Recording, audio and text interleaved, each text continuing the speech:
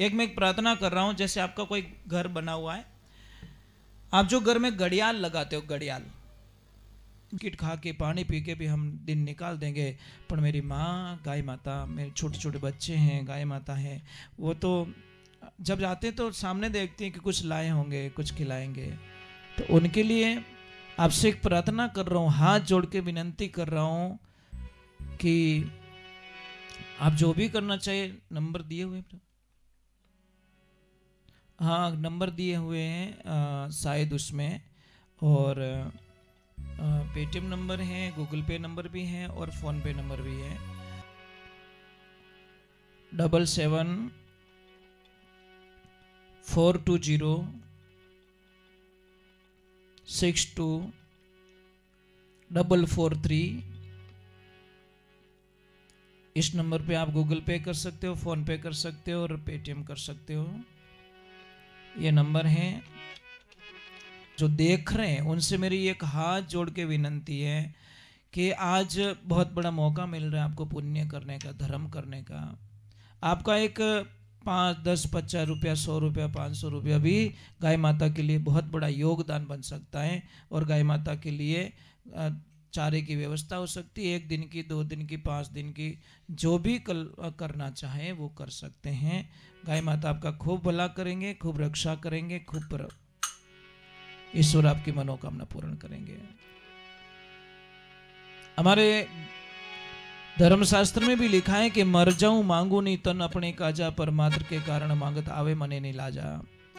हम हमारे लिए कुछ भी नहीं चाहिए, हमको कुछ भी नहीं चाहिए, पर हमारी गाय माता के लिए अगर नहीं मांगेंगे तो कहां से करेंगे, क्या करेंगे? हम तो कैसे भी गोली बिस्किट खा के पानी पी के भी हम दिन निकाल देंगे, पर मेरी माँ गाय माता, मेरे छोटे छोटे बच्चे हैं, गाय माता हैं, वो तो जब जाते हैं तो सामने देखते हैं कि कुछ लाए होंगे, कुछ खिलाएंगे। तो उनके लिए आपसे एक प्रार्थना कर रहा हूँ, हाथ जोड़ के विनंती कर रहा हूँ कि आप जो भी करना चाहिए, नंबर दिए हुए, हाँ नंबर दिए हुए हैं शायद उसमें, और पेटीएम नंबर है, गूगल पे नंबर भी है और फ़ोन पे नंबर भी है। जैसी आपकी सुविधा बैठे वैसा मतलब आप थोड़ा करोगे तो हमको भी अच्छा लगेगा कि आप लोग सच में जुड़े हुए हो और वास्तविकता में जुड़े हुए और आप आनंद ले रहे हो। कहीं पे भी बैठे हो दुनिया के अंदर, अपन आप 1, 2 रुपये, 5 रुपया, 10 रुपया, 50 रुपया, मैं ये नहीं कहता कि इतनी राशि आपको देनी पड़ेगी।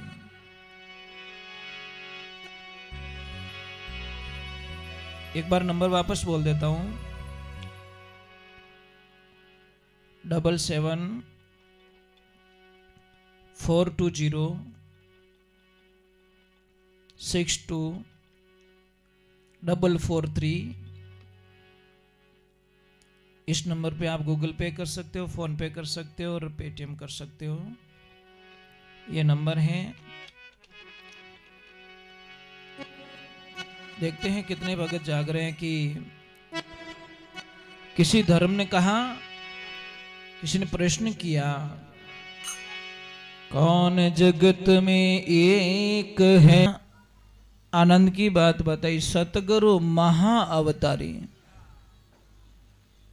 देखो महाराजा, महापद ये मिलता बहुत मुश्किल से। पुराण तो सब हैं, पर शिव पुराण में महाशिव पुराण लिखा है। पुराण तो है ही है, महागरुड़ पुराण, महा वो पुराण नहीं लिखा है, महाशिव पुराण। महावीर, महाराजा, महाअवतार। एक तो अवतार होता है, एक महाअवतार। बेटा बेटा बेटा, जय श्री कृष्णा। तो देखिए गुरु महाराज के बारे में क्या लिख रहे, वेद पुराण क्या कह रहे? सतगुरु महा अवतारी संतों, सतगुरु महा अवतारी, वेद पुराण श्रीमुख गीता शास्त्र संत पुकारी। ब्रह्मा जी ने वेद रचाया, गुरु रूप उर में धारी, उर का मतलब हृदय। गुरु महाराज का ध्यान किया तब वेद पुराणों की रचना हुई। ब्रह्मा जी ने वेद रचया, गुरु रूप उर में धारी, विद्या रत्न उपदेश अनोखा, जीवों के हितकारी, मारा सतगुरु महा अवतारी। श्रीपति सतगुरु को शिवरे। श्रीपति कौन? लक्ष्मीपति भगवान विष्णु। श्रीपति सतगुरु को सिमरे, शिव भोला भंडारी। महाराज तीन लोक में करे गुण गाथा, देवता असुर अधिकारी, मारा सतगुरु महा अवतारी। फिर आगे लिखा किसने कि अमर स्तुति अखंड सतगुरु। स्तुति उनकी अमर है और खंडित नहीं है।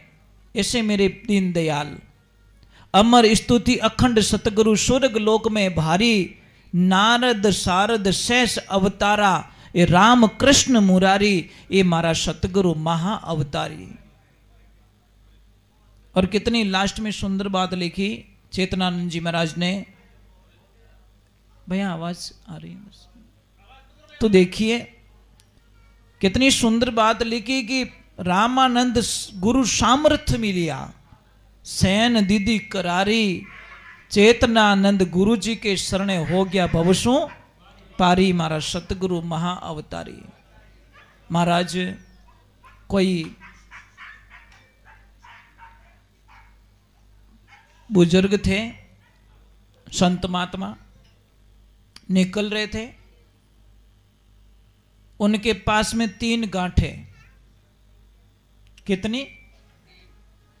कोई आदमी निकल रहा था तो उसने बोला, बाबा बड़े धीरे धीरे चल रहे हो, क्या है इन गांठ में?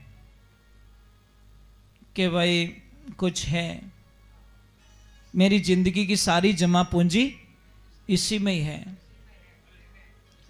और बेटा थोड़ी सी भी अगर तेरे को दया आ रही है तो थोड़ी एक कात गांठ तू ले ले और वहां तक मुझे पहुंचा देगा तो राम जी महाराज तेरा भला करेंगे। तो उसने बोल दिया, लाओ बाबा मुझे दो। एक गांठ ले ली और बोला कि ध्यान रखना, इसमें बहुत सारे सिक्के हैं, ध्यान रखना। अब वो लेके आगे आगे चल रहा है, बाबा पीछे रह गए।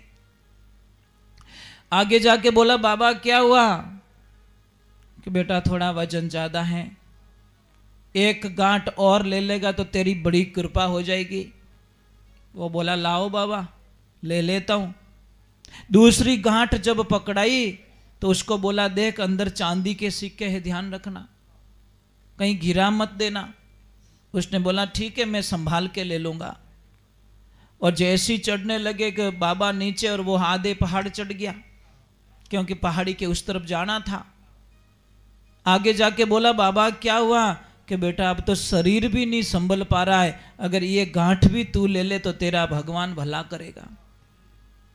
जैसी वो गांठ ली तो उसको बोला, इसमें देख सोने की मोहर है, ध्यान रखना।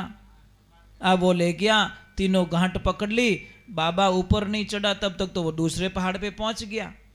अब वहां तक गया तब तक उसको कुछ भी प्रॉब्लम नहीं थी, पर वहां जाने के बाद में मन में लालच आ गया कि बाबा पकड़ थोड़ी पाएगा। वो तो बेचारा बहुत पीछे रह गया, क्यों ना मैं तीनों गांठ घर पे लेके चला जाऊं। महाराज मन में पाप आ गया, बांधी गांठ और वो तो निकल गया। जैसे ही घर पे गया और जैसी गांठ खोली तो कुछ नहीं था, अंदर बहुत सारे पत्थर थे, भाटा ही भाटा। उसने कर्म को हाथ दे दिया। तब तक तो वो बूढ़े थे ने, वो बूढ़े नहीं थे, वो तो एक लीला थी। महाराज जाके पहुंच गए और बोला, कैसे? अरे बाबा आप पहुंच गए? कि मेरी गठरी के कहीं। बाबा झूठ बोलिया कि बेटा कोई सोना चांदी नहीं थी, ये सारे पत्थर थे। मैं देखना चाहता था, मैं इस नगरी का राजा हूं, मैं देखना चाहता था कि मेरे जाने के बाद में एक ऐसा ईमानदार सेनापति मुझे चाहिए कि लाखों करोड़ों का धन अगर उसको दे दूं तो भी उसके मन में लालच ना आए। इस नौकरी के काबिल तू था, परंतु तेरे मन में आई और थारा कर्म में भाटा ही लेके उड़ाए। तो एक ध्यान रखना, मैं जिंदगी में आपको बता रहा हूं कि भगवान के साथ में ऐसा मत करो। भगवान को एक शब्द बोल सकते हो, हिम्मत है? भगवान को एक शब्द बोलिए कि प्रभु बहुत दिया, कोई चीज की कमी नहीं है। और